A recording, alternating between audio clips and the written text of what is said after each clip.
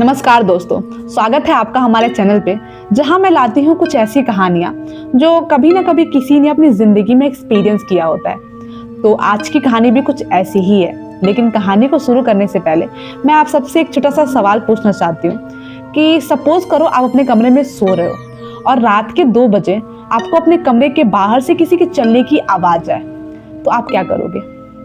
तो इस कहानी में हमारे किरदार के साथ कुछ ऐसा ही होता है। तो बिना किसी देर के कहानी को शुरू करते हैं। तो ये कहानी 2017 की है। तो दिल्ली यूनिवर्सिटी के बगल में एक हॉस्टल है जिसको लोग गुल्फ हॉस्टल के नाम से जानते हैं।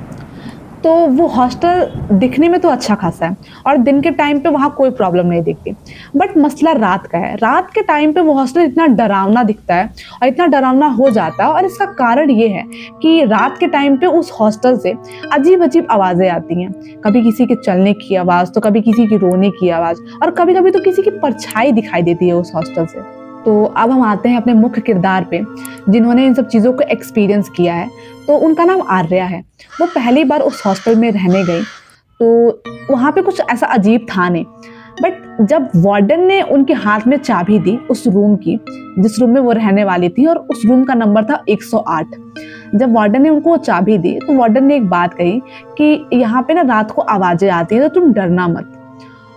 आर्या को थोड़ा अजीब लगता है बट वो इग्नोर करती है। तो फिर अब वो जाती है अपने कमरे में और अपने रूम को सेट करती है। तो अब धीरे धीरे दिन ढल रहा होता है और रात आती है। रात को आर्या अपना डिनर करती है और वो सो जाती है। रात के करीब 2:15 हो रहे थे, तभी आर्या को ना किसी के चलने की आवाज आई अपने कमरे के बाहर से। तो वो थोड़ा घबराई, बट उसने सोचा कि क्या पता कोई वॉशरूम वगैरह गया होगा, तो उसने उतना ध्यान नहीं दिया। फिर थोड़ी देर बाद उसको उसके दरवाजे पे कुछ खुरचने की आवाज आई। वो थोड़ा डरी, बट उसने खुद को समझाया कि क्या पता कोई बिल्ली वगैरह होगी, तो उसने इन सब चीज़ों को इग्नोर किया। अगले दिन सुबह हुई और उसने अपना डेली रूटीन फॉलो किया जैसे वो फॉलो करती थी। और फिर रात आई। फिर रात के 2:15 पे वो सेम चीज़ हुई, लेकिन इस बार थोड़ा अजीब ये था कि इस बार उसको एक परछाई दिखाई दे रही थी। और उस परछाई को जब उसने देखा तो ऐसा लग रहा था कि वो परछाई बार बार झुक के उस कमरे के दरवाजे से उसको देख रही है। तो आर्या डरती है, बहुत डरती है, उसको बहुत डर लगता है, बट कैसे ना कैसे वो उस चीज़ को मैनेज करती है, अपने आप को समझाती है, और चीज़ें मतलब नॉर्मल थी अभी, तो कुछ ऐसा होता नहीं है। फिर अगली सुबह होती है, आर्या उठती है, अपना फ्रेश वगैरह होती है और वो फिर कैंटीन जाती है, और कैंटीन में अपने दोस्तों के साथ नाश्ता कर रही होती है, अपने हॉस्टल की लड़कियों के साथ। वो नाश्ते के बीच में बोलती है कि तुम लोग को हॉस्टल में कुछ अजीब नहीं लगता है क्या? सारी लड़कियां अचानक से चुप हो जाती हैं और आर्या को देखने लगती हैं। तब आर्या पूछती है कि क्या हुआ? तो उसमें से एक लड़की कहती है कि तुम जिस रूम में रहती हो ना, वहां पे एक लड़की ने सुसाइड किया था। आर्या को कहीं ना कहीं एक सदमा लग जाता है। वो एकदम शॉक हो जाती है कि भाई ऐसा कैसे हो सकता है कि मैं जिस रूम में हूँ उस रूम में किसी की डेथ हुई हो। फिर आर्या उन सबसे इन सब चीज़ों का कारण पूछती है कि भाई ऐसा हुआ क्यों था, उस लड़की ने सुसाइड क्यों किया था। उसमें से एक लड़की कहती है कि जैसे तुमको रात को चीज़ें दिखाई देती हैं और सुनाई देती हैं ना, वैसे ही सेम चीज़ उसके साथ भी हुई थी। सो उस सब चीज़ों को वो बर्दाश्त नहीं कर पाई, और कहीं ना कहीं सब बोलते हैं इसी के कारण उसने आत्महत्या कर लिया। अब ये सब चीज़ें सुन के आर्या एकदम शॉक में थी। उसको कुछ समझ में नहीं आ रहा था कि वो हॉस्टल में कैसे जाएगी, और वो इन सब चीज़ों से काफ़ी डर भी गई थी।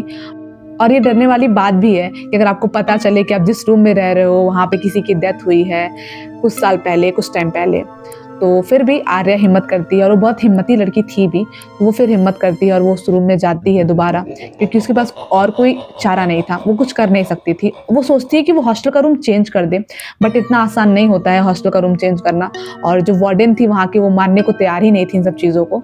तो कहीं ना कहीं आर्या के लिए आसान नहीं था वो रूम को चेंज करना। तो वो सोचती है कि मैं कैसे ना कैसे एक रात मैनेज करती हूँ, फिर मैं अगले दिन चली जाऊँगी यहाँ से, या मैं इस हॉस्टल को छोड़ दूँगी। फिर आर्या जाती है उस कमरे में, रात होती है और रात को सेम चीज़ फिर वो रिपीट होती है। 2:15 पे उसको परछाई दिखाई देती है, बट अब कुछ अजीब था। वो परछाई धीरे धीरे उस कमरे के अंदर आने लगी थी। आर्या की जब नींद खुलती है और जब वो देखती है तो वो परछाई अब उस दरवाजे से अंदर आ रही थी, और वो उसका साइज बढ़ रहा था। अब उस परछाई की आकृति साफ साफ दिख रही थी। खुले लंबे बाल और वो डरावनी आंखें। आर्या चीखने की कोशिश करती है पर वो चीख नहीं पाती, उसके मुंह से आवाज ही नहीं निकल रही थी। लाइट उसकी जल रही थी, बंद हो रही थी, जल रही थी, बंद हो रही थी। आर्या एकदम घबराती है और वो बहुत कोशिश करती है कि वो चीखे, बट उसकी आवाज निकलती ही नहीं है। अगली सुबह होती है जब हॉस्टल की लड़कियां आर्या का गेट खोलते हैं तो वो क्या देखते हैं कि आर्या बेहोश पड़ी है। फिर सब उसको उठाते हैं और उसको हॉस्पिटल लेके जाते हैं। जब वो हॉस्पिटल में जाती है तो डॉक्टर उसको चेक करता है और तो डॉक्टर कहते हैं कि इसको शॉक लगा है, शायद इसने कुछ ऐसा देख लिया हो जो उसको बर्दाश्त ना हुआ हो, तो इस वजह से इसकी ये हालत है, बट ये रिकवर कर जाएगी। और कुछ समय लगता भी है आर्या को रिकवर करने में। उसके बाद आर्या ने उस हॉस्टल को अलविदा कह दिया और इन सब घटनाओं के बाद उस हॉस्टल के उस रूम पे ताला लगा दिया गया और फिर उसके बाद से वो रूम कभी नहीं खुला। बट कहते हैं आज भी वहाँ से आवाज़ें आती हैं, आज भी कहीं ना कहीं वहाँ किसी के चलने की आवाज़, किसी की परछाई। किसी को पता नहीं कि वहाँ का रहस्य क्या है, कौन सा रीज़न है कि मतलब वहाँ पे ये सब चीज़ें दिखाई देती हैं और ये सब चीज़ें होती हैं। सो इसका कारण तो आज तक किसी को पता नहीं चला कि वहाँ ऐसी चीज़ें क्यों होती हैं और आज भी होती हैं। पर कोई नहीं, कुछ चीज़ें रहस्य में ही अच्छी लगती हैं और वो रहस्य ही रहे तो अच्छी हैं। तो दोस्तों ये थी आज की कहानी। अगर आपको कहानी अच्छी लगे तो मुझे कमेंट में ज़रूर बताइएगा। और हाँ, अगर रात में कोई आवाज़ सुनाई दे तो एक बार पीछे मुड़ के ज़रूर देखना, क्या पता कोई हो भी सकता है। मुझे उम्मीद है कि आपको कहानी अच्छी लगी होगी। सो ऐसी ही किसी दूसरी कहानी के साथ मिलते हैं अगले वीडियो में। तब तक के लिए शुभ रात्रि, गुड नाइट।